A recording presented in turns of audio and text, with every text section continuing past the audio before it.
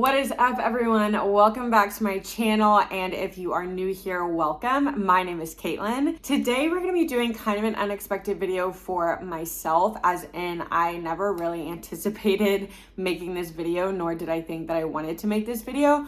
But I randomly started thinking about this week, and I kind of just wanted to do it more and more. So here we are making this video about how I got in shape and lost weight for my wedding and have been able to maintain it. I'm really gonna be breaking it down into 3 different parts: my diet and exactly what I ate, how I worked out and moved my body, and then habits that I implemented to help the different things that I was doing as far as working out and eating. And of course, I've got to give a little disclaimer. I am not a doctor. I'm not a dietitian. I'm not a nutritionist.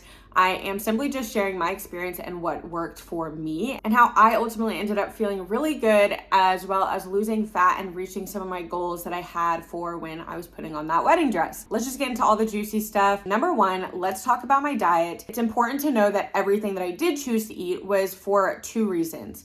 One, I did not want my insulin to spike or to be on a roller coaster all day, which insulin is essentially your fat storing hormone. So I was getting my body in a place where I was using fat as fuel and as energy, therefore burning it, instead of using glucose. So your body's using either glucose or fat for energy and fuel, and I was getting my body to use fat as fuel, therefore burning it. I also was really intentional about keeping my cortisol low. So cortisol is your stress hormone, and your body naturally has cortisol. You're gonna have like stress in some way or another throughout your day, but I didn't want it to spike because that can also inhibit you from burning fat. Now, if you're wondering where the heck I learned all of this, I actually was really closely following another YouTuber who happens to be a certified clinical nutritionist, as well as she has her master's in nutrition and human performance. So she was giving a lot of science-backed research and things that she had learned in school as to how to get in a place where you are burning fat and losing fat, because losing fat and losing weight can actually be 2 different things. And so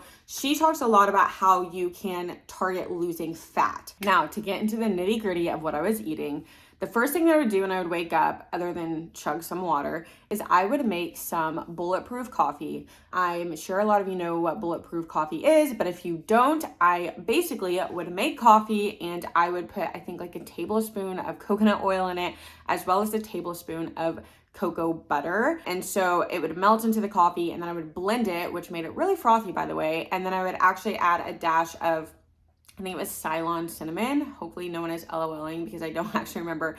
But the Ceylon cinnamon would help regulate my blood sugar. So I would blend that all together and kind of make like a bulletproof latte and drink on that. So I was also intermittent fasting, which some of you may be like, girl, you broke the intermittent fast because your coffee has a ton of calories in it. True. I was actually intermittent fasting with the purpose of not having my insulin spike, which the bulletproof coffee did not do that because it was just basically high in fat. So I would drink that to keep me satiated until I had my first meal around 11:30 or noon. So for my first meal, I would do like a chia pudding nut butter protein bowl situation. And so what I mean by that is I would get like this protein powder. I personally loved using the brand New Zest and their little sipper edition because it's very clean protein and something that I trusted. So I would get like a scoop of that, and it would just add a nice element to the chia pudding that I had made. So I would have the chia pudding with the protein in it, and the chia pudding was simply just chia seeds and almond milk that was unsweetened and unflavored. It didn't have sugar or carbs in it. Again, I'm not mad at carbs, but for the sake of my goals, no sugar or carbs in it. Or I would use full fat coconut milk. So again, a lot of this is like high calorie stuff, but it kept me satiated, and it kept me where throughout the day I was using fat as fuel, therefore burning fat. And then I would add a nut butter. So that was kind of like my first meal. The whole goal is, again, not to have your insulin spike, but really keep your body in a place where it is using fat as fuel. My second meal, which would be about 3 to 4 hours later, I would do some type of like loaded salad. I'm not kidding. Like, these meals were not small. I wasn't like, oh, I'm gonna eat a small salad so then I can, have less calories and burn more. No, these were like full on loaded, huge freaking meals where I was eating a lot but I was also staying satiated and I didn't feel the need to eat between meals. So I would get like some leafy greens like spinach, and then I would add like olives, sun-dried tomatoes, some type of protein like tuna or chicken. A lot of times it was tuna because I was on the go, and so I would just get like wild caught tuna and put it in there. Sometimes I would even add hard-boiled eggs, avocado, again, different things that were high in protein, high in fat. And then I would do like an olive oil and coconut amino mixture for like a dressing, as well as add some like mushroom seasoning because I love that. And I literally put on everything and I'm just out of control with the mushroom seasoning. So I would do that and I would make this huge salad that was so good and it kept me satiated. So I would eat that. And then sometimes I would eat like a chomps, which is like a grass-fed beef stick. If you don't know what that is, I would eat that with it, but a lot of the times I didn't even feel like I needed it, which is saying a lot for me, okay? Your girl can eat. It's not like I am just not interested in food. I'm a little too interested in food and eating. But I would eat these meals and I would actually feel really satiated. So that was my second meal, and you can really just make it your own, right? The third meal that I ate was, again, 3 to 4 hours later. And this is a meal that I did change up the most. My first 2 meals, I was always not at home. I had to find things that would work for on the go and that I could take, so I couldn't like heat it up or do anything, which is why I chose the 2 that I did. But the third meal, I typically was at home or a place that I could actually make food. So I got to change it up a little bit more. But a lot of the times I feel like it was a gift from the Lord that heart of palm pasta came out when I was engaged. If you don't know what that is, you can get at Trader Joe's, maybe other places, but that's where I get it. But it is one of the closest, like not pasta, but pasta situations, right? So you have like zucchini noodles and you have all these things. But to me, it's like the closest to actual pasta consistency that I have ever come across. When I'm eating zucchini noodles, I'm like, okay, I'm eating zucchini. I'm not eating noodles. I'm eating string zucchini and it's not making me happy. So heart of palm is more consistent and it actually, in my opinion, really absorbs the flavor of whatever you put on it. So I would get that a lot and I would eat a whole box by myself, okay? Like now I'd probably just eat half of a box, but I would eat a whole box by myself because I could and I wanted to. So I would do that and I would add like mushrooms in it or add protein, whatever I wanted to do, and then add some kind of like low sugar sauce, or sometimes just keep it simple and put coconut aminos on it. But I would do that one a lot. And heart of palm is basically like a low carb, low sugar pasta. It's not actually pasta. I think that it is from heart of palm. Who knows what that is? I don't know. I don't know what it is, but whatever. But it was really good. I would eat that often. And if I wasn't eating that, I would do some type of bowl with lots of protein and vegetables. So I would either have like chicken, and then I would add like zucchini or squash. I personally love those things. I also really love Brussels sprouts. So this is kind of the place where it's like Brussels sprouts and some of these vegetables aren't necessarily low carb, but like whatever, they're vegetables, you know what I mean? Like you could be really intense about it and not do more high carb vegetables, but I love Brussels sprouts. And so that was kind of like part of the balance of like, okay, technically is this super low carb? No, but I'm not here to be religious about it. And I'm not here to bully myself into doing something, but I'm just here feeling like it's a win because it's healthy and it's something that I still feel really excited about. Now, if I wanted some kind of sweet treat or something like that, I would eat something like a sage treat, which is actually local to where I'm at, but I think you can buy them online. So I will link it below. Everything that I was also eating, I wanted it to be whole ingredients, natural ingredients. I was trying to stay away from processed foods and away from ingredients that I could not pronounce and read out loud, which I've always kind of done that. But so I carried that over into what I was doing. So I would eat these like little cashew cookie dough bars, which were really minimal ingredients. And actually I would try to stick to eating those with my lunch or my second meal if I really wanted to eat something like that, because I really didn't want to spike my insulin, especially when I was about to go to bed. And I would finish my last meal no later than 8. So that is what a typical day of eating looks like for me. I still to this day kind of feel better energy wise and just in all of the ways when I do eat a higher protein fat diet. But I do eat more carbs now because now I'm at a place where I'm maintaining versus actually trying to burn fat. I eat sandwiches like almost every day right now for lunch because I am maintaining and I'm not trying to get my body in a state that I'm using fat as fuel. So now on to the working out part and moving my body. There were kind of 3 different things that I did. I would often go on really long walks. I would do a lot of strength training, and a few times a week, seriously like 2, maybe 3 times a week, I would do a little HIIT workout. So the first thing is me going on really long walks. I would often do it if I could. First thing in the morning when I got up, I would do it in a fasted state. This would really help lower my cortisol. I was getting lots of vitamin D, and of course I was moving my body. So there were lots of benefits that kind of helped set the tone throughout the day. And if I could, just because I really enjoyed doing it, is I would go on walks a few times a day. The beginning of this journey was during COVID when I was doing everything primarily on Zoom, so I had much more time to do that. And I also really enjoyed doing it. So I would just do it, and there were just lots of benefits to it, and it got me a lot of movement. The second thing is I would do a lot of strength training. So I would go to the gym probably like 4, maybe 5 times a week. I lived really close to it, and I would just go and each day focus on like legs or arms. I would find a lot of workout motivation through this one YouTuber / Instagram queen. Her name is Mari. I believe it's Mari Wellness. I'll put her name right here. But I would often find a lot of motivation through her. She has an amazing journey. And anyways, so I would go and maybe do some workouts that she was posting on her page.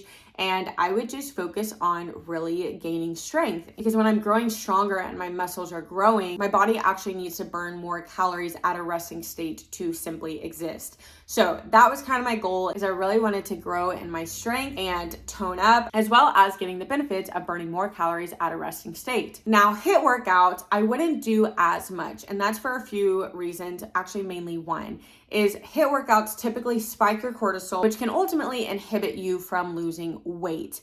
Now, that is if you are doing it, I think, more consistently, like 4 or 5 times a week. I would do HIIT workouts for the purpose of getting my heart rate up, and kind of went after the Orange Theory model, which is basically when you get your heart rate up at a certain point for a certain amount of time, you're actually going to elongate your body burning calories at that state beyond the workout. So when you would work out and get your heart rate up at this point for a certain amount of time, when you would go home and for like the next several hours after that, I think it's actually longer, your body is still burning calories, which is great, right? So that was kind of the reason that I did it, but you don't want to do it too much because it can spike your cortisol. And if you keep your cortisol high, it can actually be counterproductive.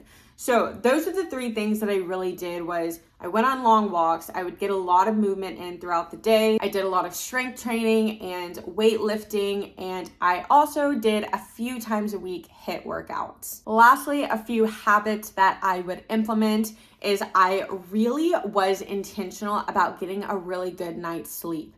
So actually, before this season of life that I got engaged and I was preparing for the wedding, I used to have this job where I would wake up in the middle of the night, like I'm talking 2 or 3 a.m., and I would stay up for several hours teaching online English, like English as a second language. As great as that was, because I got my work over with and I would have the rest of the day free, it was also very challenging, and it really messed up my circadian rhythm, which is why I think I struggled so much with my weight in the beginning and also with some of my acne. So I was really intentional about getting my sleep cycle back in check at this time, which means that I was really intentional about not having blue light like the last hour that I was awake.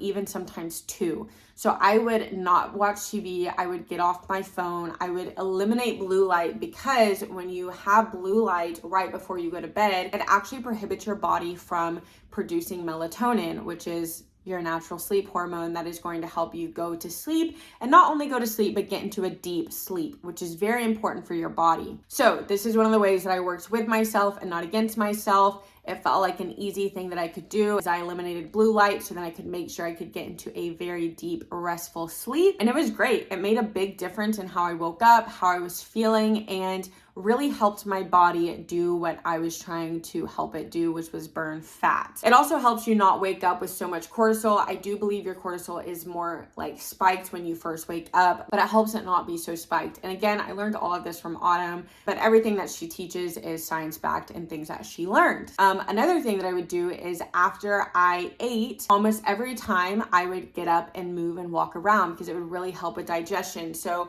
a little trick that I did is typically I like to clean as I cook and clean as I go because I love having a clean kitchen and a clean space. But I would intentionally not do that when I was making a meal or wherever I was. So then afterwards, I would get up after I was done eating. I would get up and go move around and clean. And so I'd be standing and kind of moving, and it really helped with digestion. So the goal was to not just eat and then like sit down or to lay down, because I can't remember where I heard it from, but it was like someone else talking science where the percentage of how your body is able to digest at that point when you are laying down or sitting down is significantly lower than if you were to get up and walk. So also if I ate and then I could go on a walk after, I would do that as well. And then I would also take a few supplements or things to help me. So one of them being Mari, the other YouTuber that I mentioned, she has a brand called Bloom Nutrition, and I would take her greens. So it was just like greens and I would put in water. I would drink it after breakfast, and it really helps with de-bloating, and it's just really good for you. So I did that. I would also at times, actually not at times, I did this very often before, if I knew that I was going to eat something that could potentially really spike my blood sugar, like I just wanted a cookie or wanted whatever, I would actually drink like water with a tablespoon of apple cider vinegar in it, which it really wasn't as bad as it sounds, but that actually helped. Say that like you ate a cookie and typically your blood sugar would go like that. It would actually significantly reduce it where it wouldn't spike as much. So that was kind of a way that I could still enjoy it. It didn't feel like a big deal to me to drink that beforehand. If it does feel like a big deal to you, then whatever, you just have to find what works for you.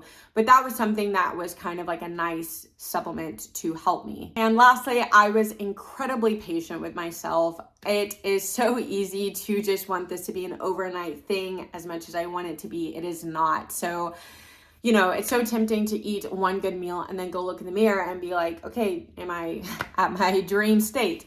It just doesn't work like that. And so I just enjoyed the process. I did things that I enjoy, like going on walks or eating really satiating meals where I didn't feel like I was depriving myself of how much food that I wanted to eat in that moment. And I just kept reminding myself that small things add up. And even though I can't see what's happening right now in this moment, something is happening, and it is unto something.